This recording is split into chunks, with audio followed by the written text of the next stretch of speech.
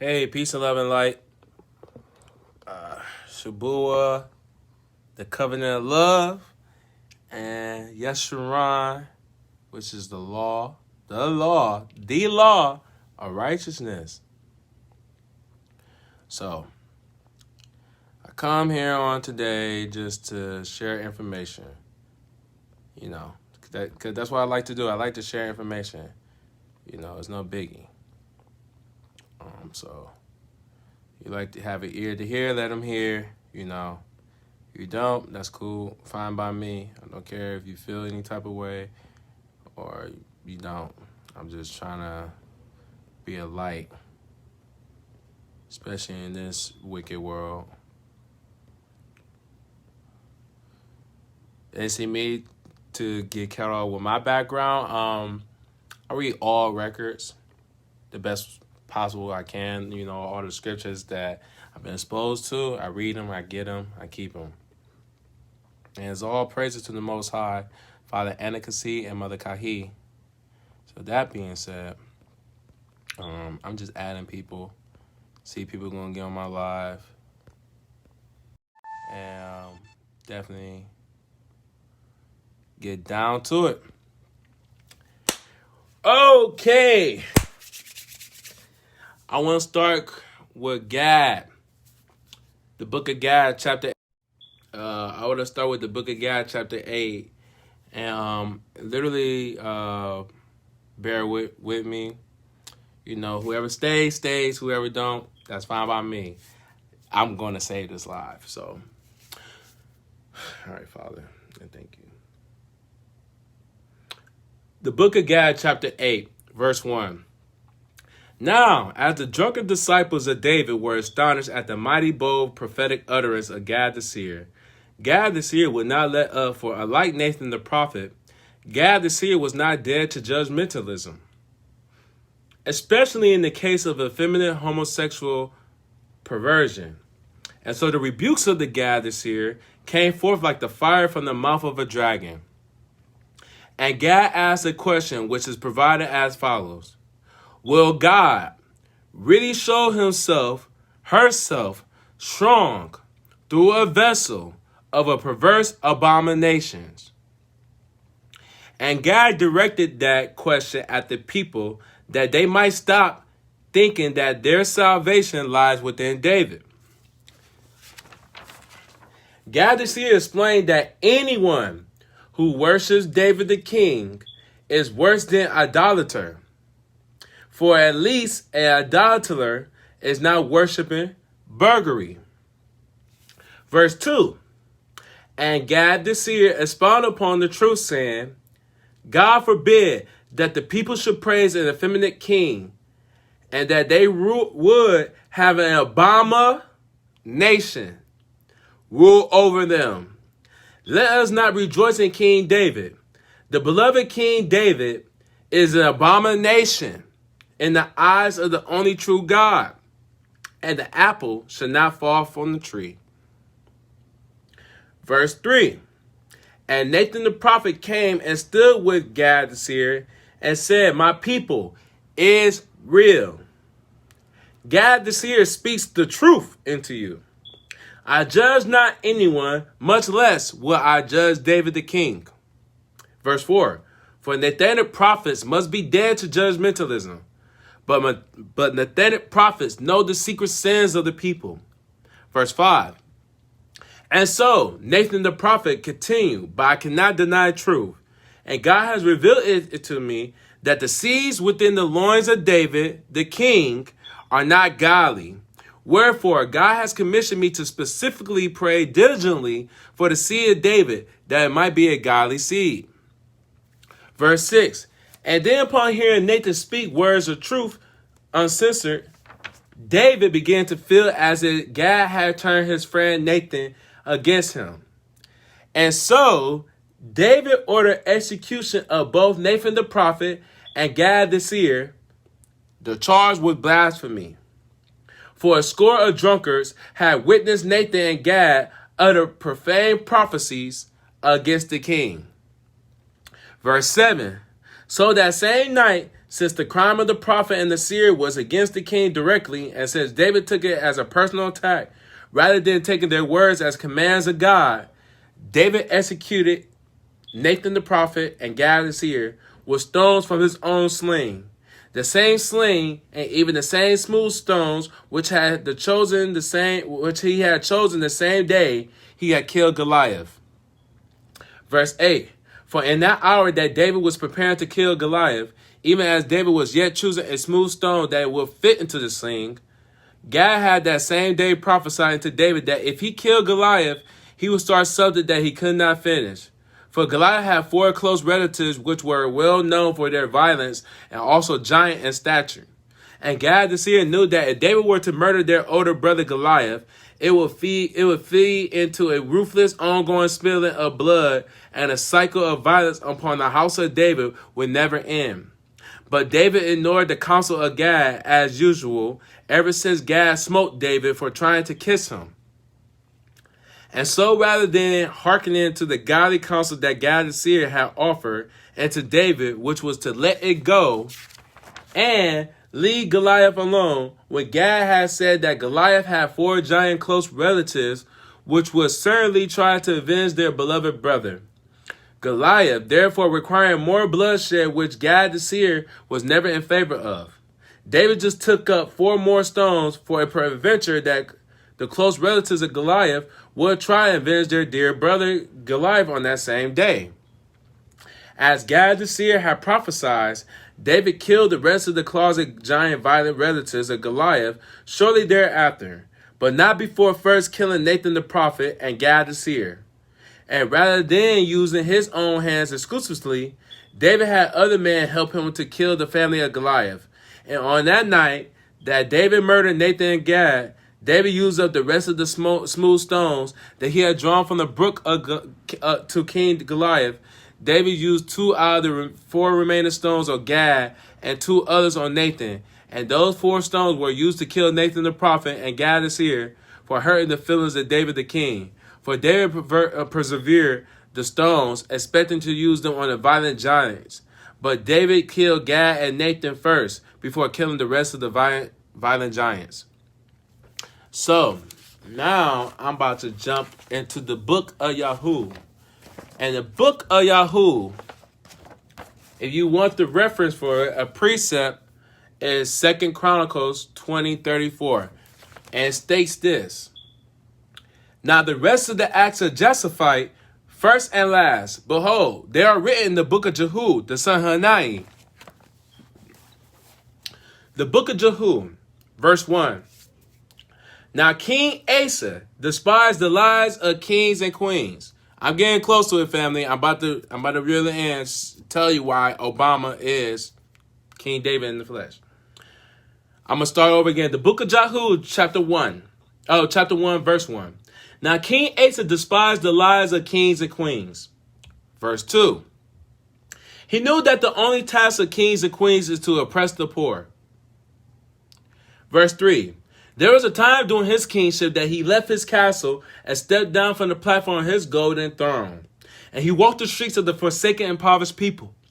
Verse 4. And for 1 whole year he slept outside in the streets. He did not bathe, and he never took his tree bark boots off. Verse 5.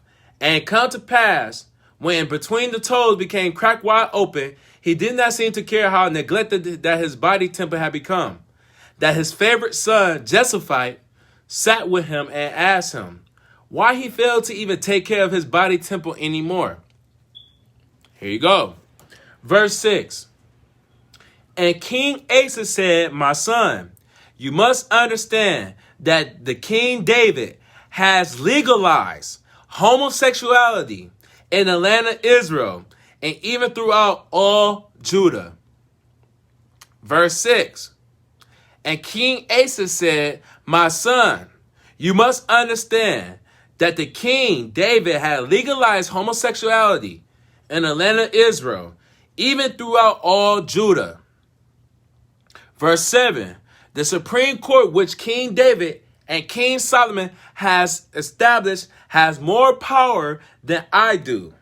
They are the real power behind the throne. Boom. Verse 7.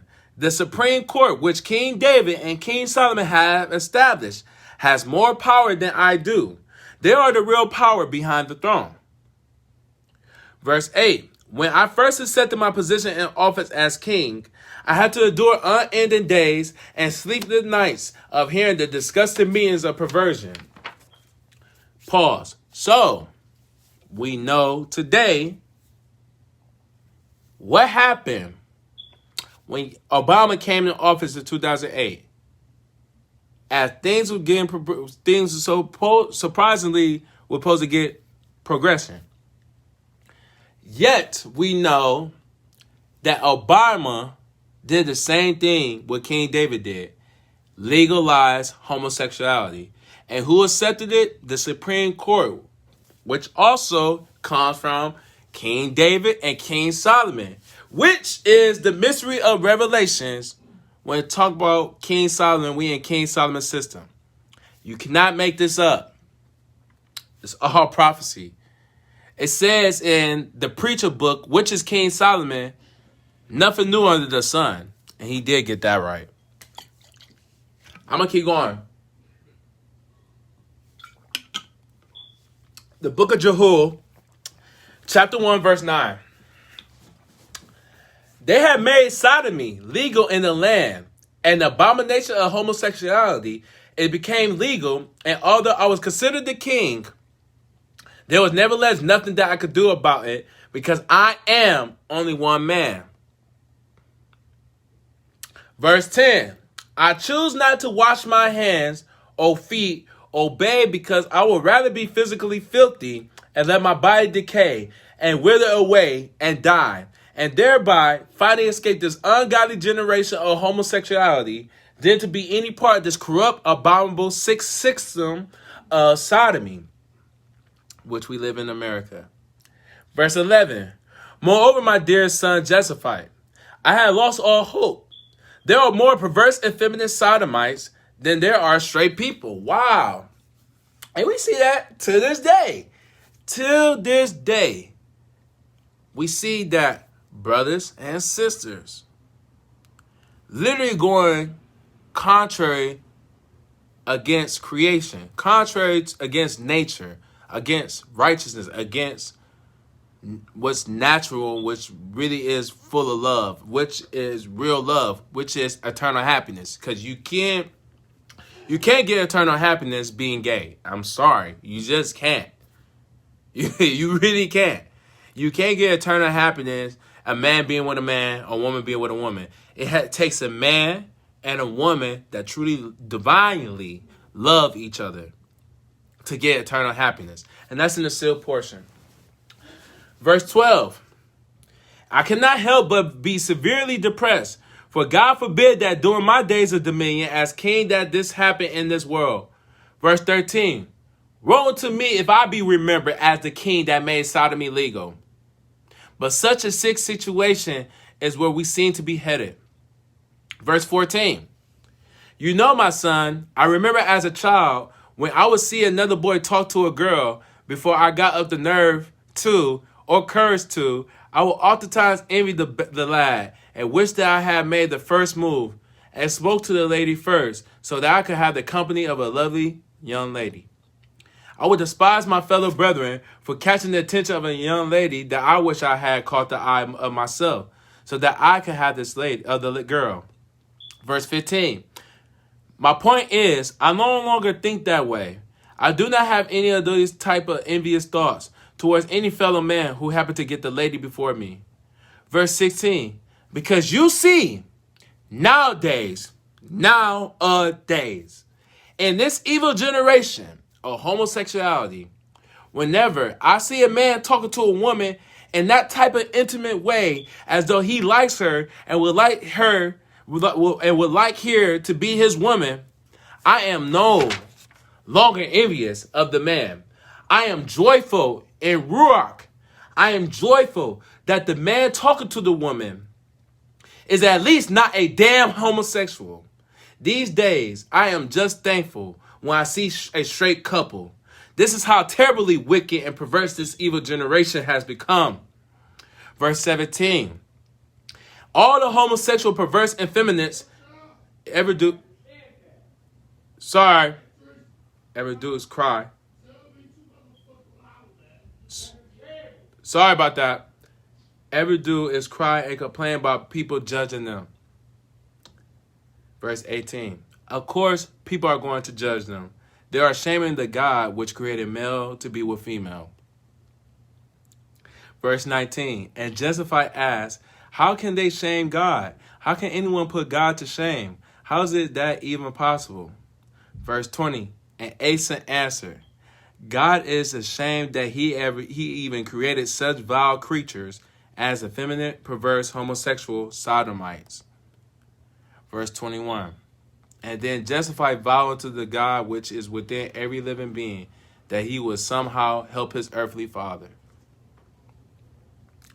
So, what's done in the past is done right now.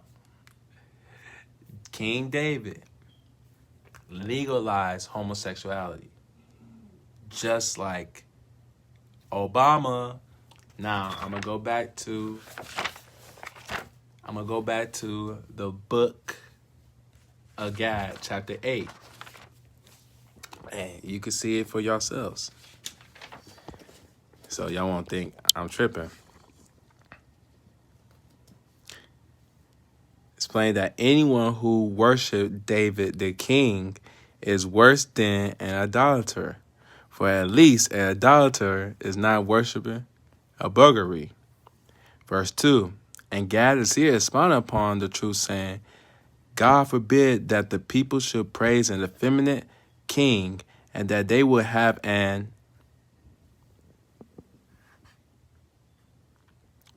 You can't make this up, people. Abomination rule over them. Let us not rejoice in King David. The beloved King David is an abomination in the eyes of the only true God, and the apple should not fall for the tree. So all y'all people, Torah only, thinking David is going to come save y'all.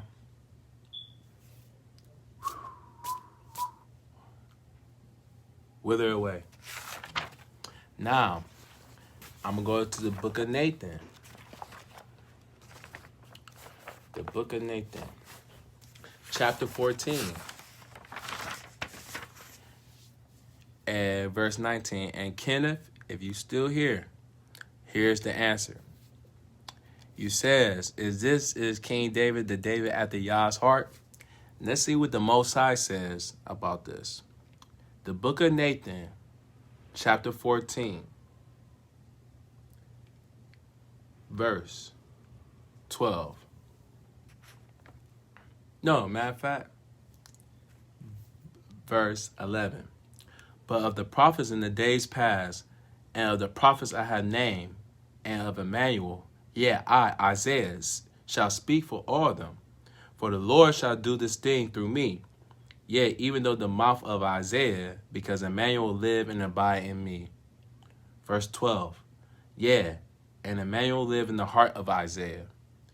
Verse 13. Now unto you, Nathan the prophet, I declare to you to know this. Verse 14. The word of the Lord is given, and the word of the Lord is given to all of us. And the word of the Lord is too much to be contained in one man, or one letter, or one creature, or one book.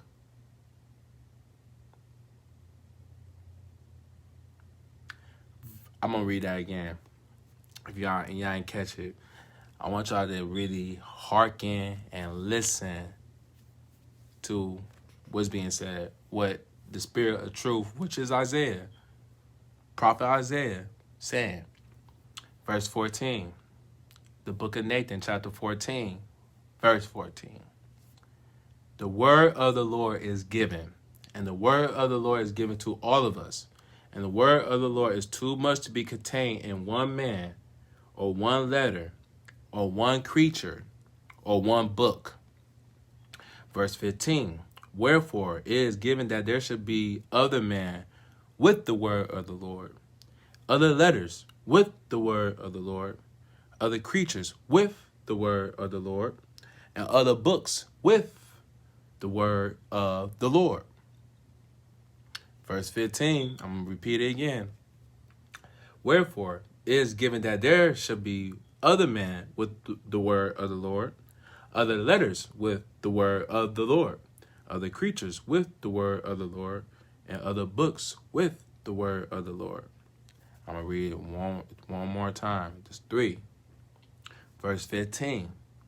Wherefore it is given that there should be other men with the word of the Lord, other letters with the word of the Lord, other creatures with the word of the Lord, and other books with the word of the Lord. Verse 16. But in the beginning of the manifestation of the purpose and plan of God, and to the children of men, in the beginning there shall a book with the word of the Lord go forth. Verse 17. And this book shall serve the purpose of Emmanuel, as the root of the faith which was preached from ancient times. Book of remembrance. It shall remain firm in you all of your days. It shall take root in the hearts of the children of God forever, that they might bring forth fruit into our Lord Emmanuel, who shall suffer himself to be brought even to the death for our past and present and future sins. He died showing us the true commandments. That's the sealed portion of the Messiah for the reference of that book. Verse 18. Now, I am not finished sharing this hidden truth with you, my friend. Verse 19. And this is your answer, Kenneth, if you're still on here. I hope you're still on there. Let me see. All right, this is your answer. Verse 19. God had given a heart unto David your king, but within the heart of David is the love of money. Now, the love of money is the root of all evil, but the love of God is the root of the word that I shall speak unto you. And the word is good, because the word is God. And God is love, and God is light, and light is good, and light is no darkness at all. For light had been divided from darkness, and darkness had its place. But light has no place, because light cannot dwell in the place. Therefore, light has no dwelling place, but rather light moves quick. And if light is to dwell, it shall only dwell in a way. And because light cannot dwell in the place, it shall only dwell in a way. And Emmanuel is the way. And I am Isaiah, a spirit of truth. I am a spirit of truth, because the words that I should speak unto you, they are truth. And when the true words of these spiritual things are manifest into a physical realm, then shall these words of hidden truth all come and join together. For they are living words, and they shall be likened as into a seed that shall be planted on good ground. And the seed shall grow and bring life from the earth. And the light shall be the light, and the light shall be of man, and the man shall be of God, and the God shall be with us. Verse 20. Now, this is the mystery of the faith of Emmanuel, who loved us all enough to give his life in exchange for our lives.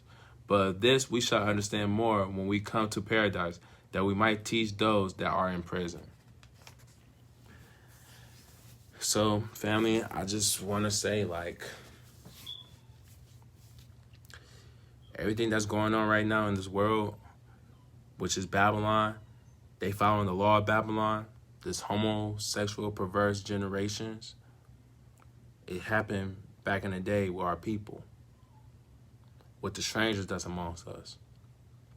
We have to follow the Most High in Ruach and truth. When I mean by Ruach, I mean truth. I mean spirit, forgive me. We have to follow so much. And so now, I'm gonna do one more, and I'm gonna leave it off like that. I'm not trying to argue. I don't debate. I just pull scriptures. That's it. It says, Proverbs 25 verse 2, 2 Timothy chapter 2 verse 15. You need 2 or 3 witnesses. I got all that down packed. I ain't doing it by myself. I got the Most High. Most High get the glory. Father Anika seed. So now, I'm going to read to y'all about this.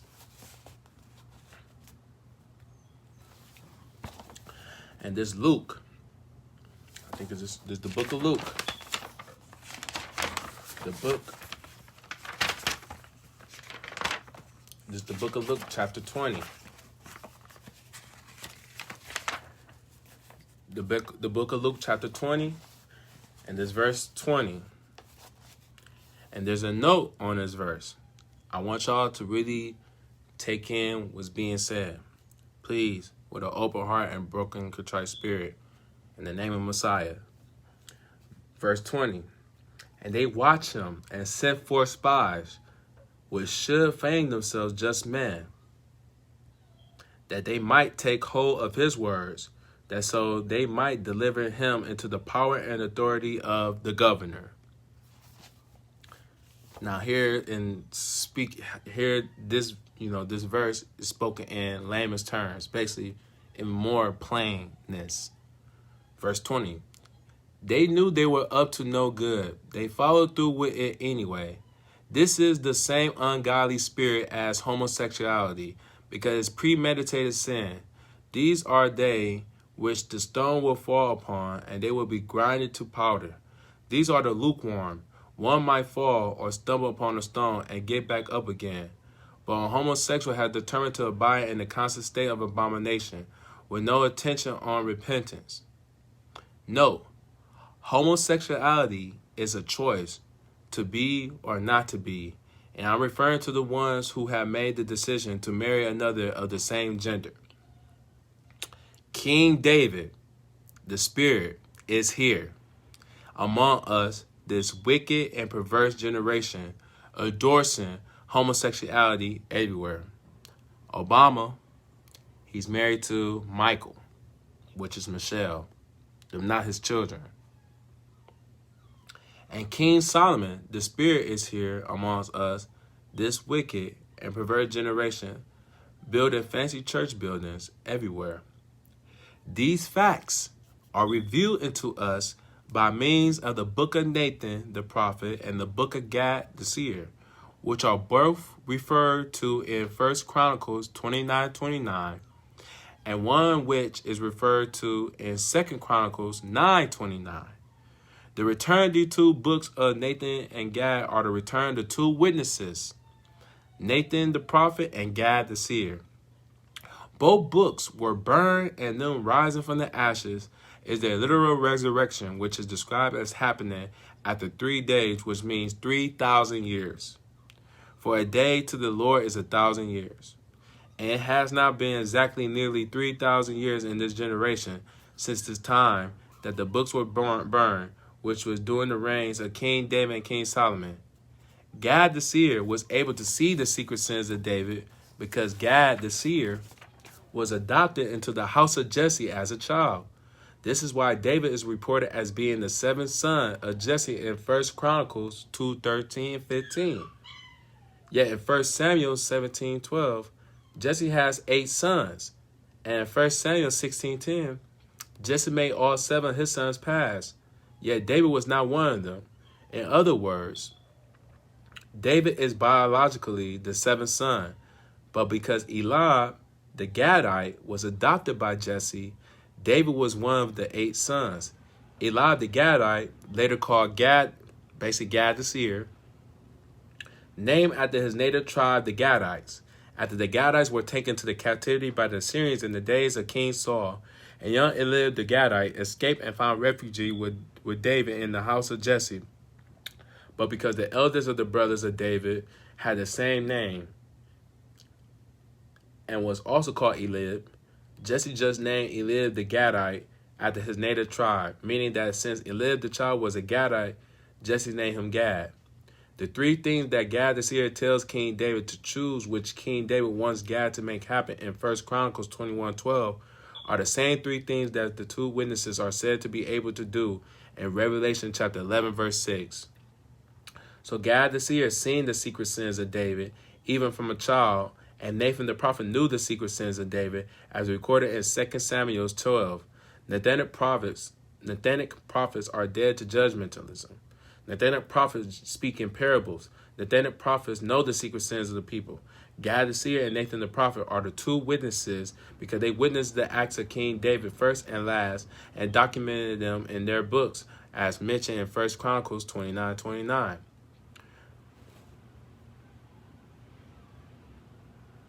And see nothing. And you want to think how our father, how Joshua was playing? Check this out. This is the book of Luke, chapter 20, verse 21. And they asked him, saying, Master, we know that thou sayest and teachest rightly, neither acceptest thou the purse of any, but teachest the way of God truly. Verse 21 in simplest, plainest terms. This is a good verse to point out that Joshua, the Christ, always told it like it is. The Son of God was not concerned with pleasing others. He came to please God and to teach his people Israel how to do the same. And verse 22, I could end off with that. Is it lawful for us to give tribute to Caesar or no? And here's verse 22 in simplest and layman's terms. They knew that it was not lawful, yet they knew that saying so would get Joshua in big legal trouble for teaching people that they did not have to pay taxes. And that was their plan, to try to snare Joshua in his own words, or in the case to actually run and go snitch on Joshua, that they might have something to accuse him of.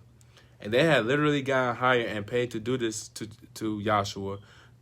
They had literally gotten hired and paid to do this to Joshua, forgive me, family, to try and get him to say something that they could use against him. We still have these types of crooked people in this generation, some of which are called lawyers. But these particular people might be better described as the media. The media in this generation is paid to interview people to try and get them to say something on camera that they can use to satisfy whatever agenda they have, which is always relative to the situation. In this case, the agenda was to try and justify the murder of the Son of God. Remember, it was never God's plan for God's own Son to be murdered. But even to this day, there are those that try to justify the murder to ease their own confused consciousness, by trying to convince themselves by faith that the crucifixion of the Son of God was all part of God's plan. So, with that being said, family, I just want to show that nothing's new under the sun. King David, not talking about a brother, because we all have our shorts, but he was wicked, just along with Solomon. The apple don't fall down from the tree. And a lot of y'all that worship, praising King David, talking about King David with the wives and stuff, King David was gay. He had his wives to cover his lust, and he still was lusting for man. And his spirit's still here. Obama is literally King David in the flesh. King David legalized homosexuality in the land of Israel and established, along with his son, the Supreme Court, that King Asa wasn't able to do anything because the powers to be, which we see to this day. The president don't have no power. It's the people that behind the president. The Supreme Court, the Senate, the House of Representatives. And you can look that up in Maccabees. See, nothing's new under the sun. It's on you to really open your eyes, to open your heart with a broken spirit. Well, broken heart and contrite spirit. And sincerely ask the Most High to uplift them scales of darkness out of your eyes, to see the truth. Listen, I don't know everything, but I know one thing. When you study, when you follow the Most High, you rock in truth, precept upon precept, line upon line, here a little, there a little. And there's 2-3 witnesses to establish a matter.